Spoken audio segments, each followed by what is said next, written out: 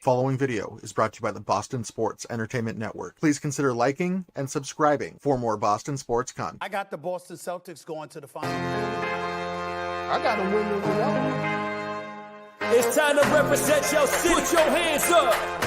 Colin, you know we do it for Boston. Hey, ain't nobody falling like Boston. Yeah, hey, can't nobody do it like Boston. Where the legends get made, where the banners get raised, bright lights, big stage. Boston. All the fire we bring in a city full of rings, it's a beautiful thing out in Boston. And you ain't hard like that. You don't put it on the line with your squad like that. That's right, Boston. All we do is win like cigars in the gym, and we at it again. I say, Beantown, what's up? What's up? Beantown, what's up? What's up? Beantown, what's up? What's up? Beantown, what's up? What's up? Feel the energy shift, now we jumping at the gym. Represent, showing out how we ball above the rim. Larry Legend, 86, to the truth in 08. Cement your name with the all-time greats. Still banner 18 in the Raptors. Celtic green, only green that matters. It's about that time. Ain't another city that's louder than mine. Always gonna shine with the game on the line. What you think was gonna happen, man? That's how we do it in Boston. Ain't nobody gonna like Boston. Yeah. Ain't nobody do it like Boston. All right. Welcome into this episode of Dynasty Proud, brought to you by BSEN. The Celtics season has officially started, and it was a hot start, and there's a ton to talk about. There's a lot to get into. I'm Ryan. I'm at 19_loading on Twitter. And now coming to us from Boston, or at least somewhere in Boston, is Alex. He is at AlexZachary305 on Twitter. I think you might have to change the end of that handle to 617 now. No, I'm going to keep it just to keep trolling the Heat fans because that actually bothers them so much for some reason. But, you know, Banner 18 is here, so we'll get into the Heat's whirlwind hot start to the season as well this episode. Yeah, we can obviously talk about the Heat and the Sixers and a couple other teams around the East. We'll get into a lot of that. But I feel like the first thing we have to get into is just to recap what was a really awesome night on Banner Night.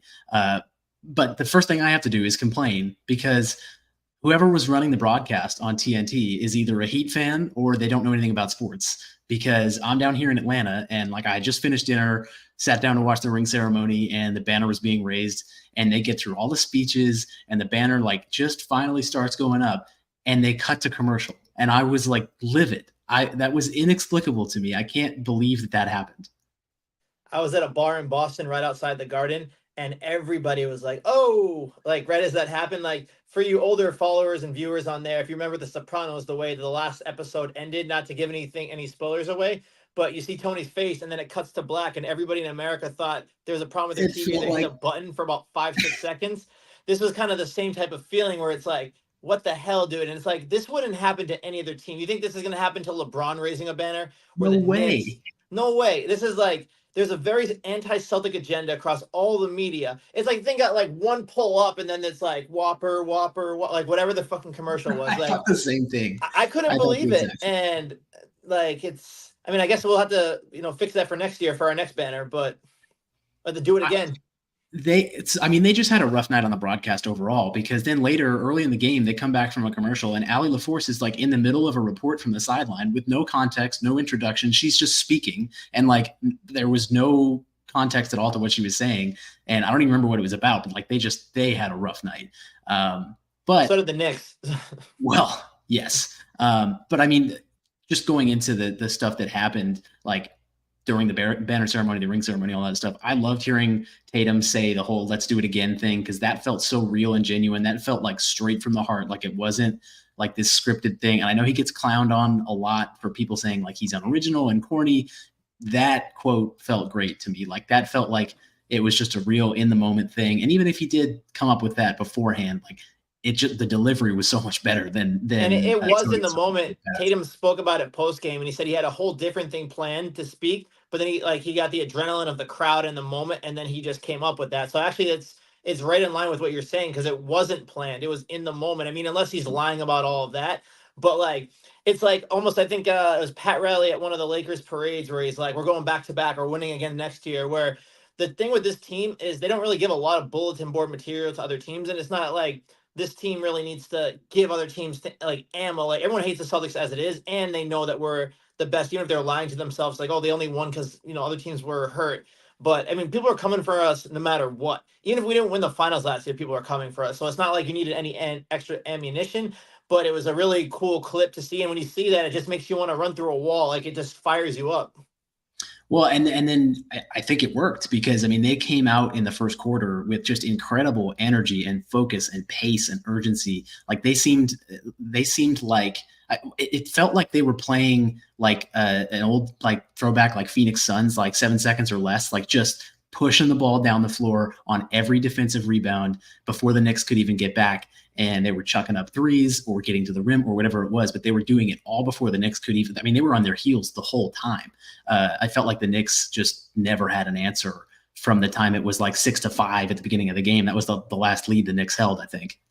So yeah, Tatum hitting that three right at the beginning, which, speaking about Tatum, like he was just on fire. Like that new shooting motion he has, like good luck to the rest of the league. Like that guy was giving you 30 a night with his, funky mechanics before. Like if that shooting motion is fixed, then like this team just becomes even that much more unstoppable. But it was just a barrage. Like Josh Hart said, they need to drug test these dudes. Like it's crazy because you just had everybody wants to crown anybody else but us. So everyone, the Knicks, granted they did make 2 big acquisitions in the offseason. They got Mikal Bridges and they got Karl-Anthony Towns.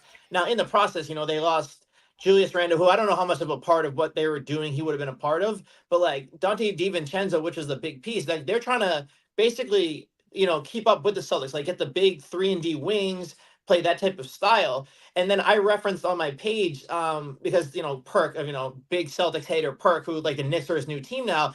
He's like, oh, the Knicks have the best starting 5 in the NBA. And then I posted a clip of Cat Williams where he's like talking about a Chrysler 300. It's like, I got it because it looks like a Phantom. It's like, no, it looks like a Chrysler 300. It's like, it might look like a Phantom until a Phantom pull up next to it. It's like, yeah, you can say, oh, the Knicks have positioned themselves better to be like the Celtics until you see the Celtics. Like the Knicks, you can't pick on anybody defensively for the Celtics. Like, yeah, I mean, they've definitely elevated their ceiling perhaps, but like you're giving like the Cat doesn't play defense. They were abusing him. Like it wasn't even fair. And then Jalen Brunson was trying, but he has, physical limitations. So I think the problem with that team is like, yeah, on the wings with OG and with Mikal Bridges, you'll be significantly better defensively. And, you have upside offensively, but at the 1 and the 5 positions, like you're significantly weaker now, like, especially against a team like the Celtics that can go 5 out.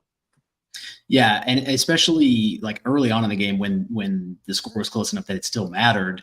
Like the Celtics seemed to not really be super worried about Brunson. Like they kind of were just, he was getting his buckets, and the Celtics kind of were just, it felt to me, just using the eye test, and I didn't watch the rest of the game back. I meant to rewatch it. I know I have it recorded, but it seemed like they were just kind of letting him do his thing and trying to lock down everybody else. And I think those guys that you mentioned, like DiVincenzo and Randall, I think they would have helped last night because I think Cat was a complete non-factor. Hart looked, I didn't even notice him out there. Like I remember him shooting free throws, and they talked about him once when they mentioned the quote about him saying, he doesn't know what his role is. Bridges finally hit a couple threes late once the game was out of hand, but his jumper looked horrendous. Oh my God.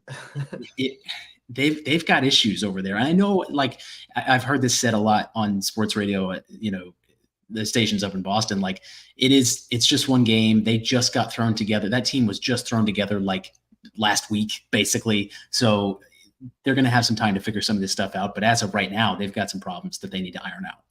The Celtics just got thrown together like the day before training camp last year, and they just hit the ground running. So, I mean, yeah, not every situation is the same, but like Karl-Anthony Towns isn't a 2nd-year player. He's been in the league like 8-9 years already. Get it. You have to adjust to a system, but like if you look at what the Celtics did last year, like with Porzingis, with Drew Holiday, like they were ready to go from the get-go.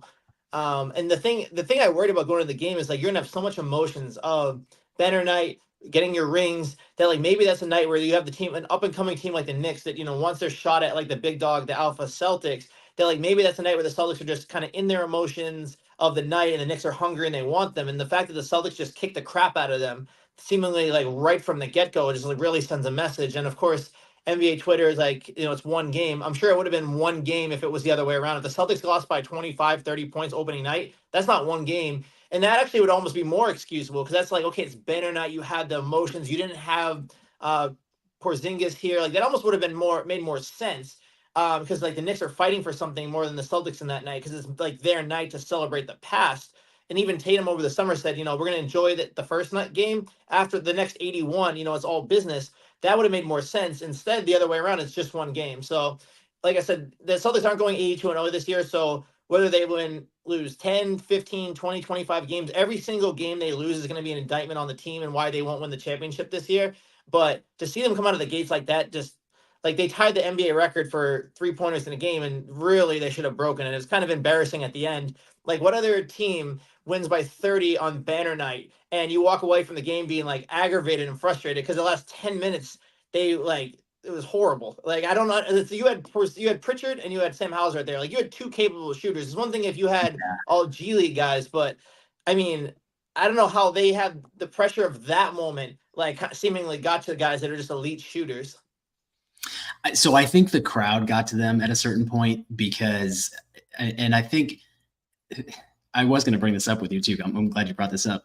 I felt like the tipping point was they had like Tillman and Jordan Walsh in there. And when Jordan Walsh, that air ball from the top of the key, he missed by like a yard or two. Like, and I think that was the point where someone somewhere said like, all right, let's just dribble it out. Like this is getting embarrassing because they just couldn't hit the broadside of a barn. And especially the Pritchard and Hauser ones, like they were wide open and they just couldn't get him to go down. And it was like, okay, this is just not meant to be. Let's just pack it in and we'll go home with the win and just be happy with that. But the crowd was really cool because they were, one more three the whole time. That was really entertaining for what really should have been a 30-point game.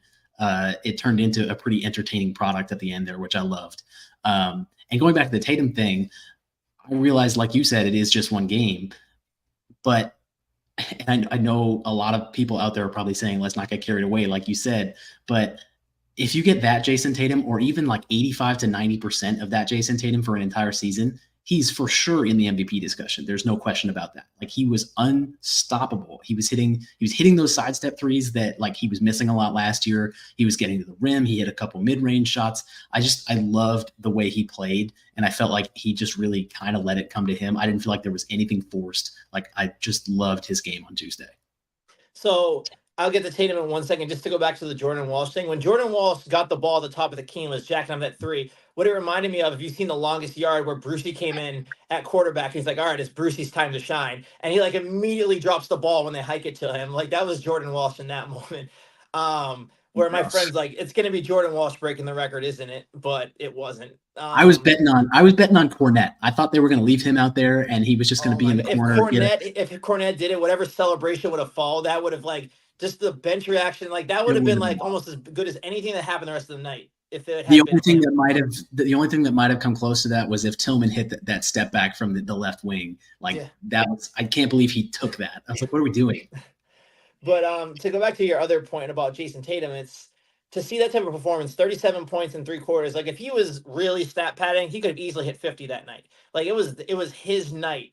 And just the dominance and ease in which he did it. Like the problem he's going to have with the winning MVP is that there's so many mouths to feed on this team, and he's a very unselfish player. Like he's not going to have the 50-point games or even maybe the 40-point games to go with the season, because the style of play in which the Celtics play, where it's kind of like team first ball, it doesn't really require that. And when Tatum's scoring 40 plus, 50 plus, unless it's like a game in Charlotte where they're just beating the crap out of the Hornets and, he's just stat padding to get to that number. If you're in a close game or, a game like a high magnitude game against an elite opponent, you don't need him to do that because they're going to likely double coverage him. You have so much other weapons on your team. And that's what makes the Celtics special in the championship type team, or an actual championship team now, is that he doesn't have to do that for the team to win. And that's a big reason a lot of NBA fans don't like it, is because they want their stars to be stars. So it doesn't matter if he loses. I mean, with the Celtics and Tatum, it does. But with any other star, they would rather the star get 50 and be flashy than get 25 and do the right things for their team to win games. So luckily, Tatum's a very mature and very team-centric player. So, he's not going to do anything at the expense of the team. But that shot, it just looks so much quicker. It looks smoother. And if that's a Tatum that you're getting, like you said, not even 100%, but like you get the majority of that Tatum with what else we have, not even to mention when you add in the 7-3 unicorn we have coming back at some point. that we won the title dominantly, mostly without last year. It's like, good luck, everyone. Yeah, and the only other thought that I had from the Knicks game was really just going back to the Tatum thing. Like I know, he's not gonna score that much every single night. There's going to be those nights where Brown is the leading scorer. There are going to be nights where somebody else is picking up the slack. And I loved it. I mean, he had the 10 assists. Like that's the thing. Like he had the 37 points, but he had 10 assists on top of that. Like that just shows. What the point I was going to make is that this team is so deep. Like it's much more likely that when one or two of these guys, like if Tatum is having a bad shooting night, there are 3 or 4 other guys there to pick up the slack. And it's not likely that all of them are going to be off on a given night. Like they're probably not going to go 82-0, but I have a hard time believing they're not going to get to 60 wins if they, just play just representative basketball for the level of talent that they have.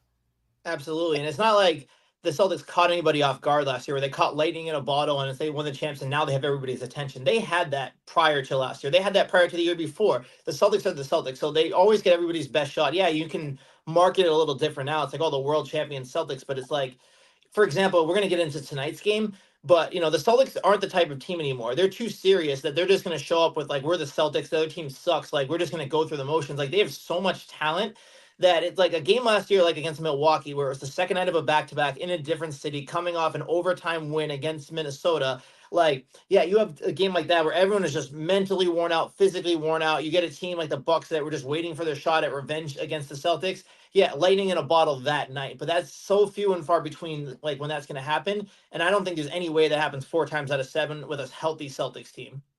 No, and I said that, I don't think I actually tweeted it, but it was in my drafts, but I didn't want to get clipped for freezing cold takes. But I don't think there's any way that a series between the Celtics and the Knicks goes longer than 6 games. Like I don't see it getting to that point. That was just my thought. But getting into tonight, so the Celtics have the Wizards. They are favored by double digits. This should be a win tonight. It's kind of weird, though, because it's actually opening night for the Wizards. They haven't played a game yet. The rest of the league has started. It's been 2 days, and they're one of the teams that has not played yet. So that's a weird thing. Their roster, I'll put this as kindly as I can, it's not very good. Jordan Poole's going to get points. Kuzma's a nice player that I would expect to be a trade target for some teams around the deadline because he's an actual NBA player. And I am looking forward to seeing what Alex Sarr can do because he was a guy that everyone thought might be the number 1 overall pick until the Hawks ended up going with Reece Shea. Sarr's only 19 and he got off to kind of a rough start in the summer league, but ended up turning it around. And it does look like he can play. So I am looking forward to seeing that, but this hopefully should be a win tonight. So it's one of those things where a team on opening night, it's opening night for them, so their fans want to come out for that. And then 2, you have the NBA champions coming to town. So the combination of it all, like it actually will have an atmosphere where a lot of times for Wizards games, nobody's there.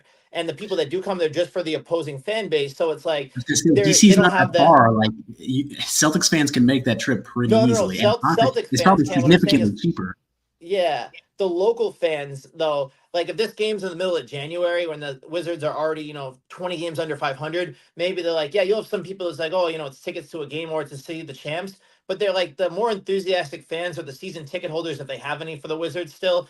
Those are the ones that want to come out opening night. It's the champs coming to town. Like there may be more of an atmosphere and energy in the building. So that's a type of thing where you want the Celtics to put them away early like they did last year. I was actually at this game almost exactly a year ago in Washington. They're up like 30 in the second quarter. That's what you need to do because you get a young team like this and you start letting them hang around. Then you start they get more confidence. They start making tough shots.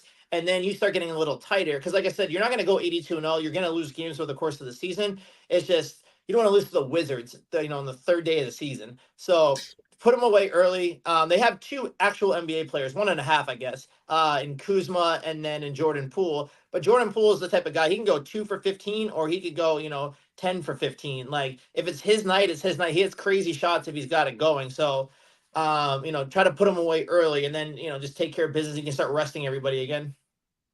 Yeah, and I guess last night there was a story that came out that Jonas Valanciunas said he thinks that he and Alex Sarr can be the guys to slow down the Celtics defensively.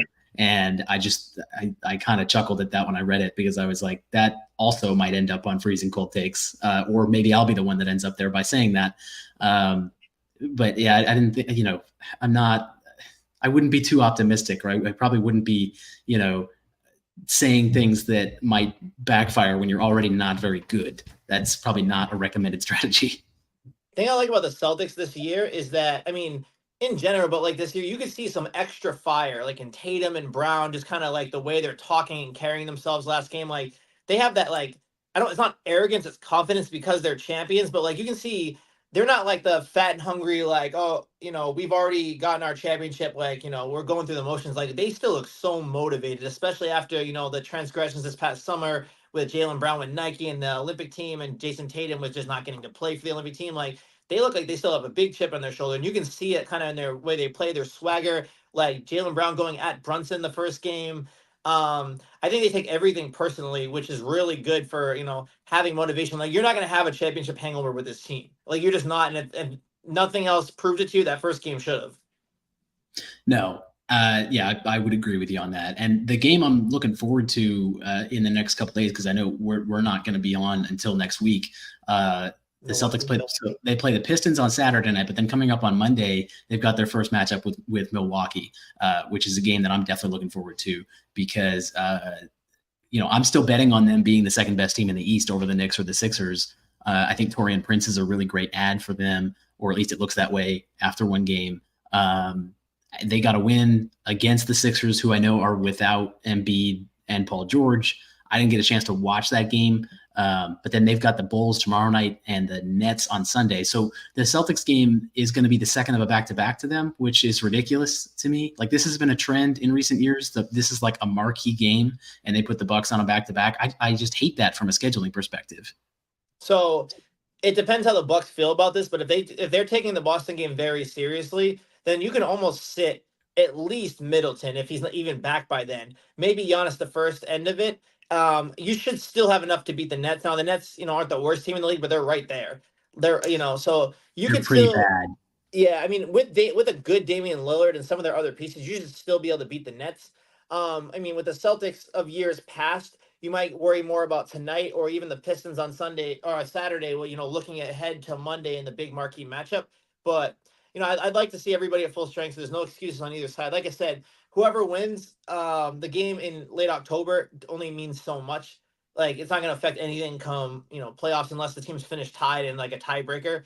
But, it's fun to see him play against elite level competition. So that'll be good to see him play against Giannis and Damian Lillard, assuming everybody's healthy by then. I hope Chris Middleton's healthy, but back to the Sixers point, we're almost at the point where we don't even have to give the caveat of the Sixers were missing player A and player B. And now they got a player B. It's almost like player A as far as missing time. So that's why I never trust in the Sixers. I never trust in the Sixers just because they don't ever do anything. They never win anything. And every single year, it's like, well, this is the year they turn it around when their franchise player can't stay healthy.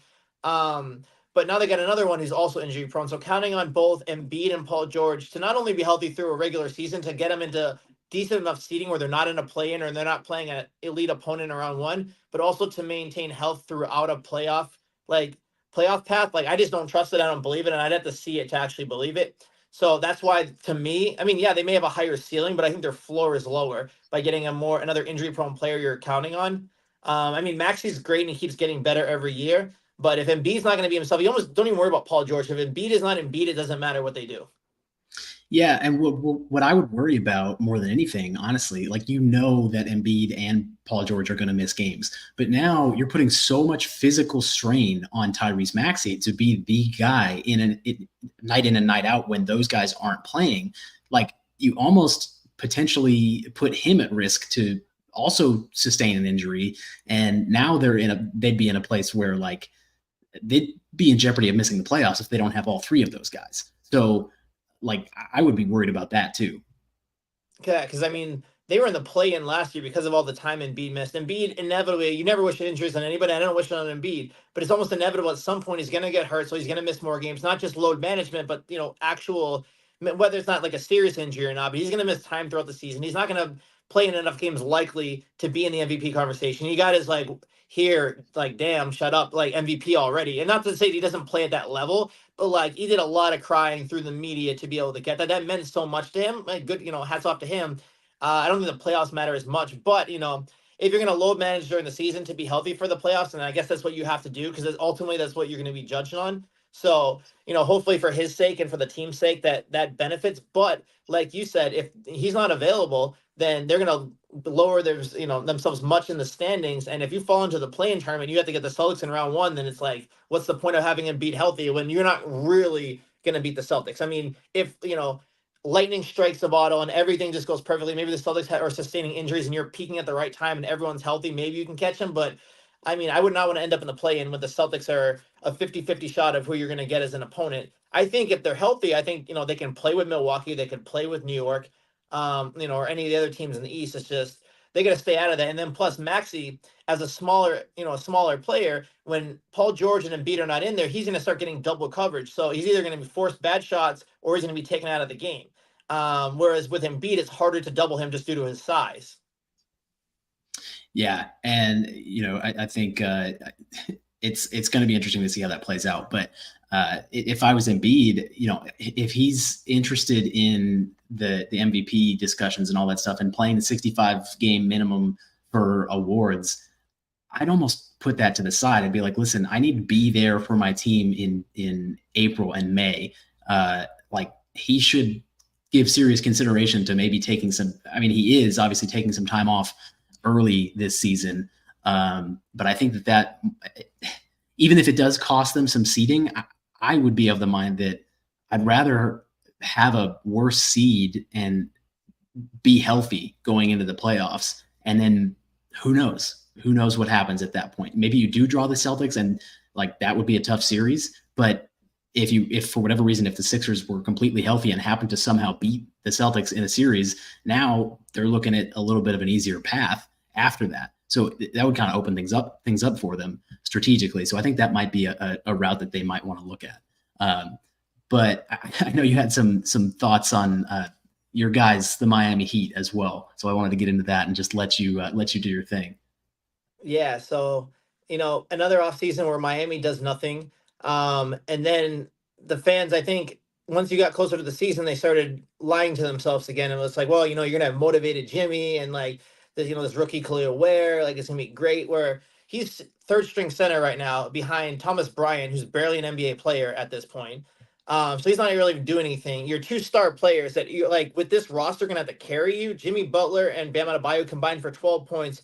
Jimmy Butler had 3 more points than me and you last night and less points than Luke Cornett the other night. So if Jimmy Butler's just going to be out there doing cardio, the Heat have no shot. Like I get it with him, like playoff Jimmy, you got to get to playoff. And he hasn't, like, if you're going to be in the play-in every year, you're not guaranteed to get in the playoffs. Like, it's just, I remember somebody posted that, like, who is a better roster than the Heat, in the East. And I'm like, I don't think they have the best roster in the state of Florida. And last night clearly proved that.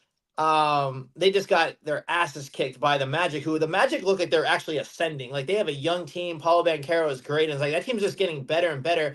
What reason do you really have to believe in the Heat where they made no significant moves? Jimmy Butler's 1 year older. He's on a contract year. And everyone was like, well, he didn't come in with a crazy hairstyle this year. He's on a contract year. He's going to be really motivated. Like, this could be the best year of his career, like, at age 35. But now, like I said, it could just be a one-off game. It's the first game of the season. You can only take so much from that. But if this turns into a theme, or if the Heat really start falling out of contention, he's someone to definitely watch on the trade block because, do you really want to sign a guy that's going to be 35, that will be 36 by the start of next season to a long-term contract, especially when the team doesn't look like they're going to be in serious contention on the Celtics timeline, where you can get, draft picks or younger players. Maybe he goes to a place like Oklahoma City where he could be that final piece that puts them over the top to be in NBA Finals contention. So that's definitely a team to watch. Bam didn't have the greatest game ever either. So we'll see what happens with the Heat. I mean, I guess you can always, never count out the Heat, but they did not look like a team that belongs in the upper echelon of the East last night. And like gives you any reason to really believe in them other than that run they made 2 years ago coming out of the play-in. Like they're more like a play-in team than they are the team that ascended from the play-in to the finals, especially at this point. Yeah. And I'm almost at the point now where like there's that meme with the Heat where it doesn't specifically apply to them, but I think of them when I see it. It's like, I think it's from what's that show? It's the show that John Hamm is in, the advertising show. What the heck is that show called? Anyway, they're in the elevator and the guy's like, I feel sorry for you. And John Hamm's like, I don't think about you at all. Like, that's how I feel about you. Yeah. Like they're just not really on my radar at this point. And with Jimmy, like, I think about the Bill Belichick strategy. Like, I'd rather move on from a guy a year too early than a year too late. You might get something for him now, so don't wait until he's damaged goods. That would be my thought process if I'm the Heat, and especially because it already seems to be a little bit tenuous down there with the relationship between him and Riley. I know when we talked to our Heat friend last week or whenever it was, they seemed to kind of downplay that and not really think that it was a problem. And I know they're closer to the situation than we are watching the Heat more frequently than I do, at least. But it seems like maybe a legitimate problem. So I'm probably keeping a closer eye on that than I am on how the Heat are actually playing. Like, the Heat fans can tell themselves all they have to do is get in the playoffs and that nobody wants to see them. They're not a serious championship team. They're really not. Like, that was an aberration what happened 2 years ago, and that's just like the exception to the rule of like teams that end up in the play-in. It's more like last year where you're risking another injury, or like you don't get out of round one if you get to round one. And then you have to really look at it from the Heat perspective. It's like, I mean, Jimmy Butler's not Dwayne Wade. Like, Dwayne Wade left, because of, problems with, at the time, Pat Riley and like, issues on contract, things like that. Like, Jimmy Butler may or may not get his jersey retired or something like that. He's not getting a statue. So if you see this 35-year-old, it'll be 36 by his next contract, that it's almost a mistake to give him a long-term deal. Like, especially if he's like missing more and more games, like he's lost a step. If you can get something for him, if you're not going to seriously be in contention, maybe another team can squeeze that last bit of juice out of him to, like if you have a Jimmy Butler in the playoffs, like a closer, like a proven playoff performer that can elevate a team like, someone else that's closer to being a contender than the Heat are, that might be something to keep an eye on. So keep an eye on the Heat, because if they're hovering around the play-in again, or maybe even slightly below it, which is not out of the realm of possibilities, that's definitely something to look at. Because if they just stick with the same team with Jimmy Butler the next 2-3 years, it's going to be the same result. Yeah. And, I just think, I think we wanted to kind of get a quick episode in this week to make sure we talked about the opening of the season for the Celtics. And I know that they've obviously got the Wizards coming up here in just a little bit. Did you have anything else you wanted to hit on before we wrap up? No, it's just great to have the Celtics back and be able to talk about actual games and, just every few days with them coming up. And it's not the intensity of the playoffs or the finals, but, it's just getting to watch your team again, especially for me personally, being in Boston. And I don't have to plan, I can see the Celtics in 2 months or 3 months, like could happen any day. So for me personally, it's great that the Celtics are back, and I came back at the perfect time. But yeah, they look like a machine. They look like they're on a warpath again. And, knock on wood, like I can't see anything stopping them from going back to back at this point. Like Jason Tatum said, let's do it again. Yeah, I'm looking forward to it. And like we said, we've got some games that we'll be watching over the next couple of days, and we'll talk about all those upcoming games when we're back next week. And like I said, they've got the Wizards coming up here. Tip-off is at 7. So I guess we thank you all who might be watching us live tonight for making us your pregame show of choice. But apart from that, like I said, we will be back next week to talk about those games that are coming up. So for Alex and myself, we will go ahead and catch you next time. Ends tonight here. It's over. Time to say it again, Boston. Anything's possible. Banner number 18 has been secured. The Celtics are NBA champions.